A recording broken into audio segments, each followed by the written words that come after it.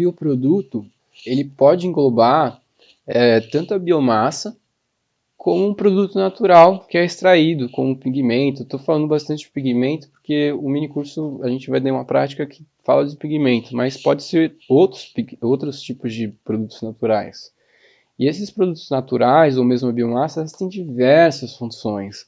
Então, desde biocombustíveis, alimentação humana, medicamentos, bioplásticos e outros tipos de produtos, nutrição animal, produtos de base biológica.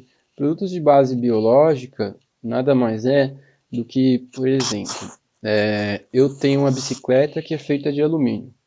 Eu descobri um polímero, um bioplástico, que eu consigo substituir parte desse alumínio.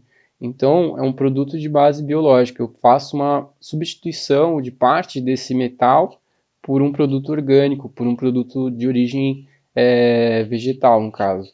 Então, esse é um produto de base biológica.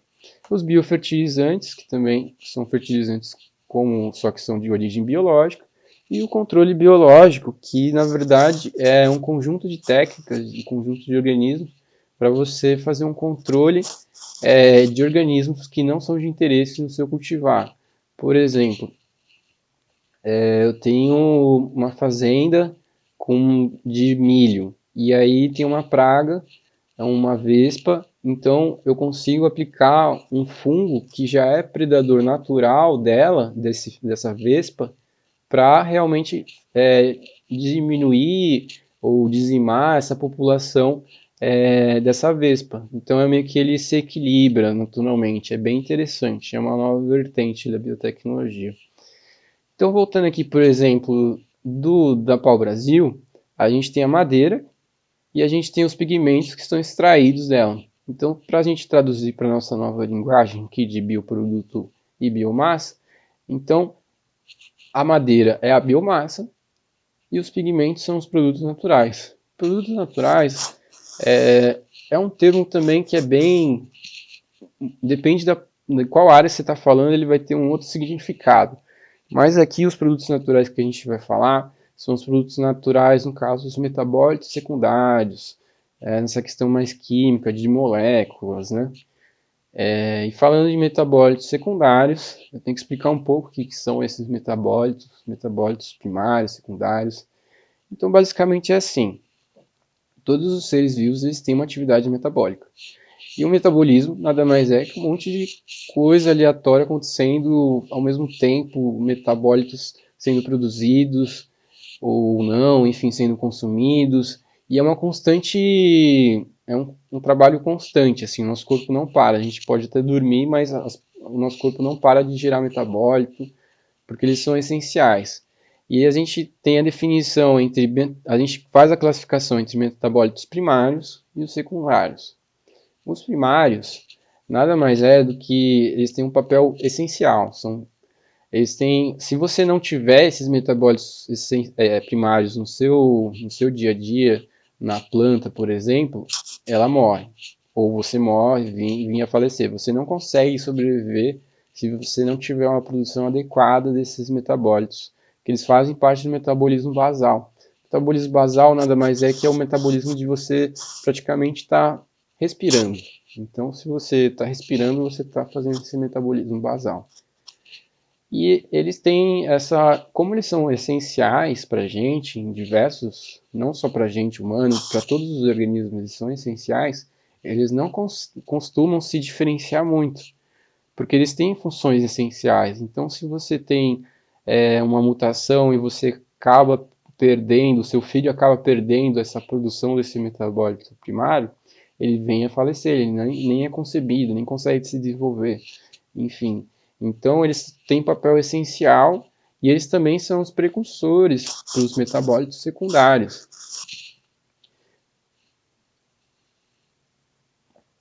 Eles podem se dividir principalmente nos carboidratos, nos aminoácidos, que geram as proteínas, nos lipídios e nos ácidos nucleicos, que estão muito envolvidos com a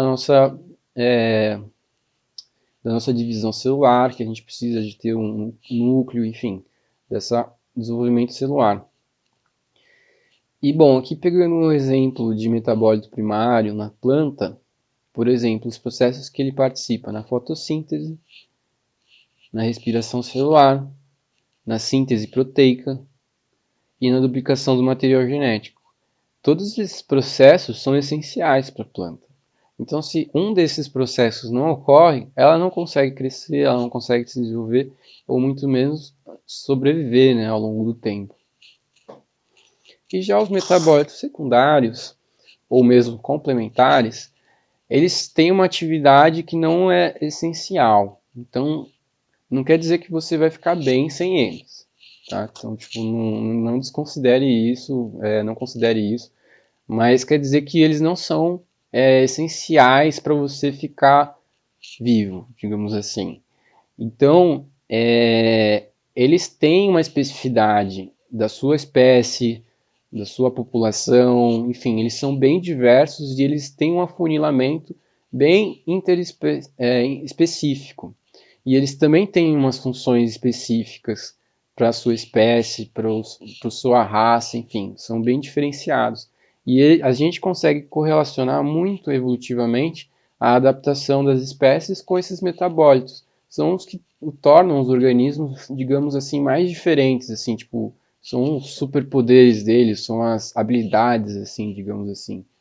E eles têm papel essencial também, como os hormônios, os pigmentos, os feromônios, sinalizadores, as defesas químicas, principalmente para as plantas e organismos sésseis.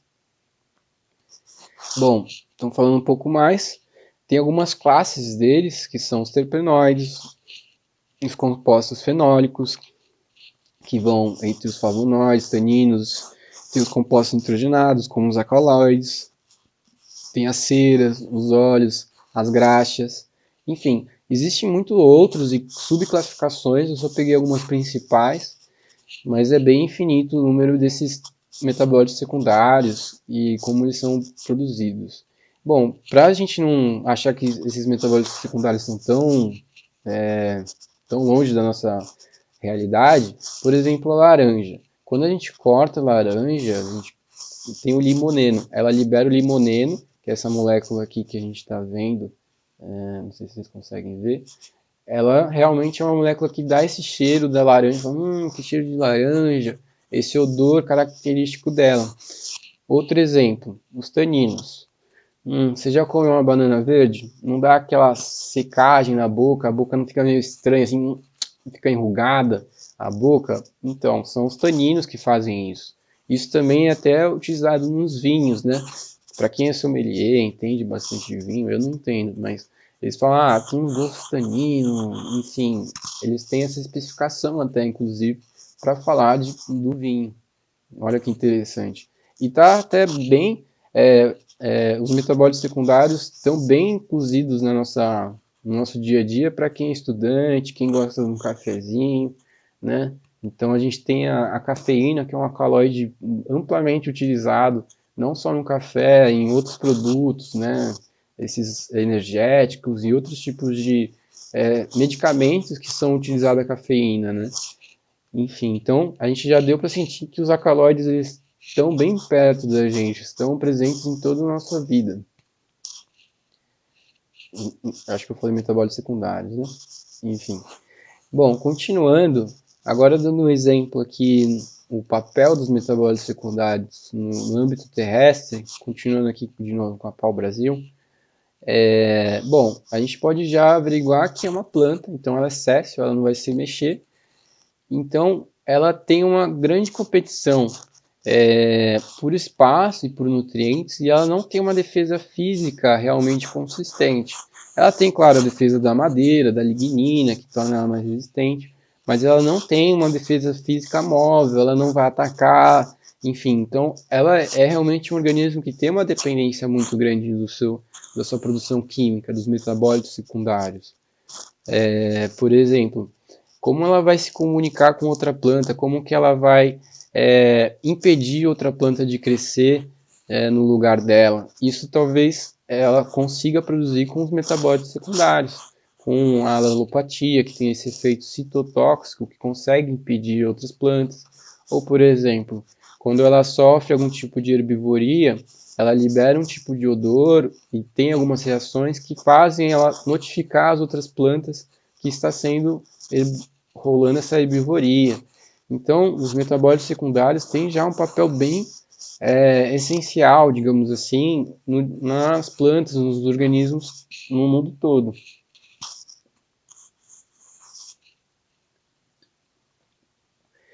Bom, falando um pouco agora do ambiente marinho, dando o exemplo da Chromonophyteia brasiliensis, que é um coral mole, assim como as plantas, eles são sésseis, eles vão ficar paradinhos, eles têm essa dependência também dos metabólitos secundários. Só que eles têm uma dependência até maior, porque eles são moles, digamos assim, eles não têm uma defesa física. Eu estou falando só do coral mole, mas existem outros exemplos de organismos aquáticos que têm essa dependência maior ainda desses compostos químicos.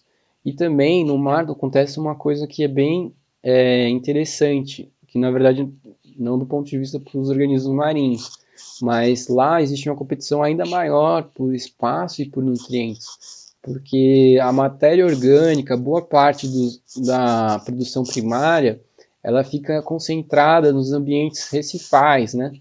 Nos costões, enfim. Então, o mar é muito extenso, mas ele tem poucas áreas com grande quantidade de nutrientes. Normalmente são áreas próximas à costa.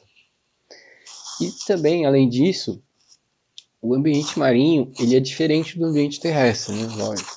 Então, tem uma pressão aquática muito maior, que a gente não tem, além da pressão da atmosfera, eles sofrem a pressão aquática, o pH lá também varia de forma diferente, a temperatura também varia muito mais rápido, lá eles sofrem vários processos de hidrodinamismo, que são as ondas, correntes de água, e às vezes o organismo ele tem que estar adaptado para ficar fora d'água, dentro d'água, e também tem essa questão da baixa disponibilidade de matéria orgânica, que é, digamos assim, muito forte nesse ponto.